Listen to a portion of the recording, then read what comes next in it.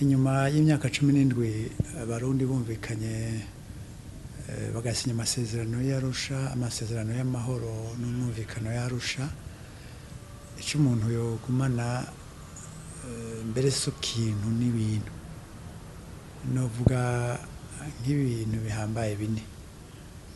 Ubwa mbere ho nuko ari amasezerano yashitswe ko bigoranye, habaye impari nyinshi kandi birumvikana ko igihugu cagenda kiraca mu magume imyaka yiniri magume agenda asubira garuka kugira rero barinde bashika kuri ayo masezerano ntivyoroshe. Harabaye impari birafata umwanya, imyaka 2 irarenga, barahindura igihugu, baraja muri Tanzania, baraja muri Afrika y'Epfo, baraja Sane Gidio. No kuvuga rero ko ico umuntu yo menya nuko ayo masezerano bayashitse ko bitoroshe. Icya kabiri umuntu yo gumana nuko ayo masezerano yashoboye kumvikanwa ko n'abari bagiye muri ivyo biganiro bose. Naho hariho utungonongono ari twise des réserves mu Gifaransa ku bibazo nyamukuru, cyaragaragaye ko abanyapolitiki bari bashoboye kwirengera, barumvikana ku bibazo bitari bike n'inyishu byotorego. Icya gatatu gisa n'ibifatanye n'ivyo bibiri nuko ayo masezerano yatewe ku gikumu tubifashijwemwo n'ibihangange byo kwisi, novuga abategetsi, nkavuga n'amashirahamwe mpuzamakungu. Mpereye ku mashirahamwe mpuzamakungu, murazi kwishiramwe mpuzamakungu ONU yabigizemo uruhara rukomeye cyane, akaba naryo mbere ari ryo rifise icyo no kwita urwandiko rukuru rw'ayo masezerano, icyo bita l'original.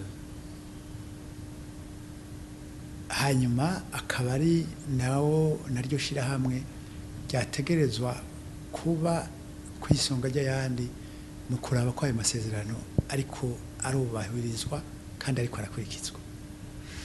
Irya kabiri mu mashirahamwe mpuzamakungu yagize uruhara runini ni ishirahamwe ry'ubumwe bwa Afrika, naryo nyene niryo rifise urwandiko rugira kabiri rwerekana ko havuye ishirahamwe mpuzamakungu ari ryo shirahamwe ryategerezwa guhagararira ikwirikizwa n'ishirwa mu ngiro ry'ayo masezerano.